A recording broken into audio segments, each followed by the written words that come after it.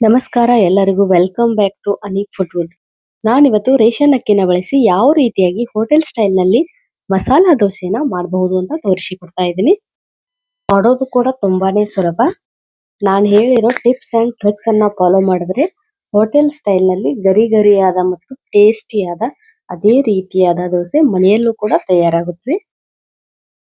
ಬನ್ನಿ ಯಾವ ರೀತಿ ಮಾಡೋದು ಅಂತ ನೋಡೋಣ. ಮೊದಲಿಗೆ ನಾನಿಲ್ಲಿ ಈ ಕಪ್ನ ಅಳತೆಯ 3 ಕಪ್ ಆಗುವಷ್ಟು ರೇಷನ್ ಅಕ್ಕಿನ ತಗೊಂಡಿದ್ದೀನಿ. ಸರಿಯಾದ ಅಳತೆಯಲ್ಲಿ ನೋಡ್ಕೊಳ್ಳಿ. 3 ಕಪ್ ಆಗುವಷ್ಟು ರೇಷನ್ ಅಕ್ಕಿಗೆ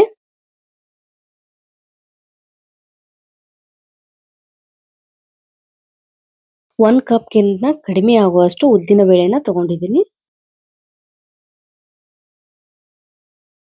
ನಂತರ ಇದಕ್ಕೆ 1 ಕಪ್ ಆಗುವಷ್ಟು ತೊಗರಿ ಬೇಳೆನ ಕೂಡ ತಗೊಂಡಿದ್ದೀನಿ. ತೊಗರಿ ಬೇಳೆ ಹಾಕೋದ್ರಿಂದ ದೋಸೆ ತುಂಬಾನೇ ಕ್ರಿಸ್ಪಿಯಾಗಿ ಬರುತ್ತೆ. ಅದಕ್ಕಾಗಿ ತೊಗರಿ ಬೇಳೆನ ಮಿಸ್ ಮಾಡಬೇಡಿ. ನಂತರ 2 ಟೀ ಸ್ಪೂನ್ ಆಗುವಷ್ಟು ಮೆಂತ್ಯ ಕಾಳುಗಳನ್ನ ಸೇರಿಸ್ಕೊಳ್ತಾ ಇದ್ದೀನಿ. ಇದು ಒಂದೊಳ್ಳೆ ಕಲರ್ ಬರೋದಕ್ಕೆ. ನಂತರ ಎಲ್ಲಾನು ಚೆನ್ನಾಗಿ ವಾಶ್ ಮಾಡ್ಕೊಳ್ಬೇಕು. ಡಸ್ಟ್ ಅದು ಇರುತ್ತೆ. ಹಾಗಾಗಿ ಎಲ್ಲಾನು ಚೆನ್ನಾಗಿ ವಾಶ್ ಮಾಡ್ಕೊಂಡಾದ್ಮೇಲೆ ಇದಕ್ಕೆ ಬೇಳೆಗಳನ್ನ ನೆನೆಯೋ ಹಾಗೆ ನೀರನ್ನ ತುಂಬಿಸಿ ಲಿಡ್ ಅನ್ನ ಕ್ಲೋಸ್ ಮಾಡಿ 8 ಅವರ್ ಆದ್ರೂ ರೆಸ್ಟ್ ಮಾಡ್ಲಿಕ್ಕೆ ಬಿಡ್ತಿದ್ದೀನಿ.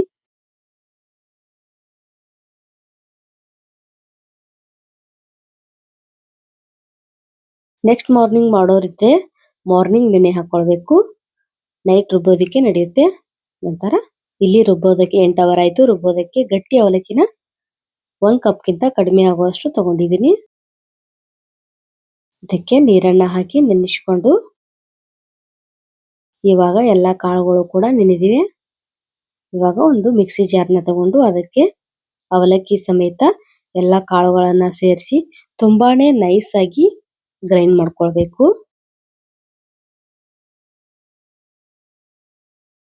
ಹಿಟ್ಟು ಈ ರೀತಿಯಾಗಿ ಗ್ರೈಂಡ್ ಮಾಡ್ಕೊಳ್ಬೇಕು.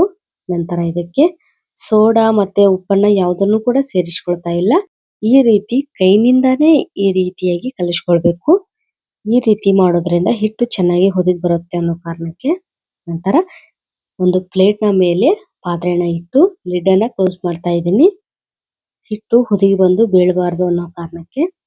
ನಂತರ ಒಂದು ಭಾರವಾದ ವಸ್ತುನ ಕೂಡ ಇದರ ಮೇಲೆ ಇಡ್ತಾ ಇದ್ದೀನಿ. ನೆಕ್ಸ್ಟ್ ಮಾರ್ನಿಂಗ್ ಈ ರೀತಿಯಾಗಿ ಹುದುಗ್ ಬಂದಿದೆ ನೋಡಿ ಎಷ್ಟು ಚೆನ್ನಾಗಿ ಹುದುಗ್ ಬಂದಿದೆ ಅಂತ.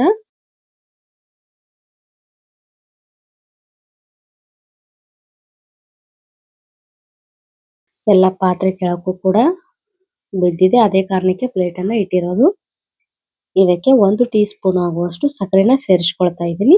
ಮತ್ತೆ ರುಚಿಗೆ ತಕ್ಕಷ್ಟು ಉಪ್ಪನ್ನು ಕೂಡ ಸೇರಿಸ್ಕೊಂಡು ಚೆನ್ನಾಗಿ ಮತ್ತೊಮ್ಮೆ ಕಲಿಸ್ಕೊಳ್ತಾ ಇದ್ದೀನಿ.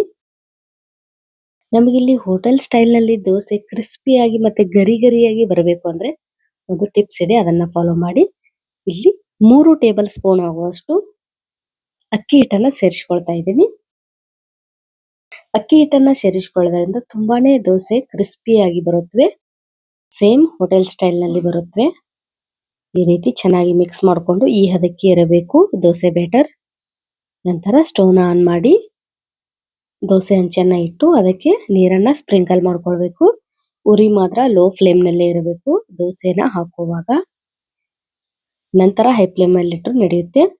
ಇವಾಗ ಲೋ ಫ್ಲೇಮ್ ನಲ್ಲೇ ಇಟ್ಕೊಂಡು ದೋಸೆನ ಹಾಕೊಳ್ಬೇಕು. ಈ ರೀತಿ ಸೌಟ್ನ ಸಹಾಯದಿಂದ 2 ಸೌಟ್ ಆಗುವಷ್ಟು ಹಿಟ್ಟನ್ನ ಹಾಕೊಂಡು ಈ ರೀತಿ ನಿಧಾನವಾಗಿ ಸ್ಪ್ರೆಡ್ ಮಾಡ್ತಾ ಹೋಗ್ಬೇಕು. ದೋಸೆ ಎಷ್ಟು ಗಾತ್ರಕ್ಕೆ ಬೇಕು ಅಷ್ಟು ಹಾಕೊಳ್ಬಹುದು.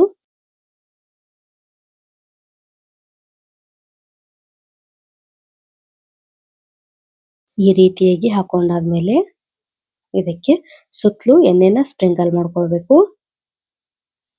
ಸುತ್ತಲೂ ಎಣ್ಣೆನ ಸ್ಪ್ರಿಂಕಲ್ ಮಾಡ್ಕೊಳ್ಳೋದ್ರಿಂದ ದೋಸೆ ತುಂಬಾನೇ ಚೆನ್ನಾಗಿ ಪರ್ಫೆಕ್ಟ್ ಆಗಿ ಬೇಯುತ್ತವೆ. ಉರಿ ಒಂದೇ ಮಿಡಲ್ ಅಲ್ಲಿ ಆಗೋದ್ರಿಂದ ಉರಿನ ಸ್ವಲ್ಪ ಅಡ್ಜಸ್ಟ್ ಮಾಡ್ಕೊಂಡು ಹಂಚನ್ನ ಅಡ್ಜಸ್ಟ್ ಮಾಡ್ಕೊಳ್ತಾ ಹೋಗ್ಬೇಕು.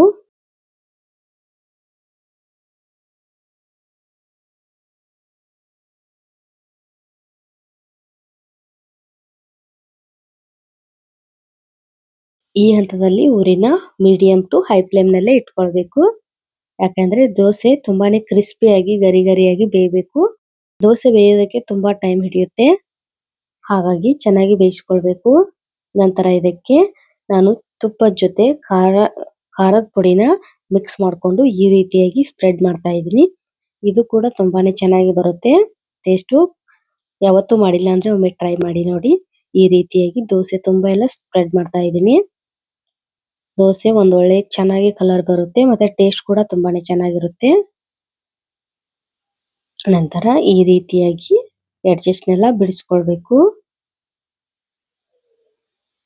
ನೀವೇ ನೋಡ್ತಿರಬಹುದು ಯಾವ ರೀತಿ ಯಾವ ಕಲರ್ಗೆ ಯಾವ ಸ್ಟ್ರಕ್ಚರ್ಗೆ ಬಂದಿದೆ ದೋಸೆ ಅಂತ. ತುಂಬಾನೇ ಚೆನ್ನಾಗಿ ದೋಸೆ ಬರುತ್ತೆ. ಈ ರೀತಿಯಾಗಿ ಯಾವತ್ತೂ ಟ್ರೈ ಮಾಡಿಲ್ಲ ಅಂದ್ರೆ ಖಂಡಿತ ಟ್ರೈ ಮಾಡಿ. Keep watching video. Thank you.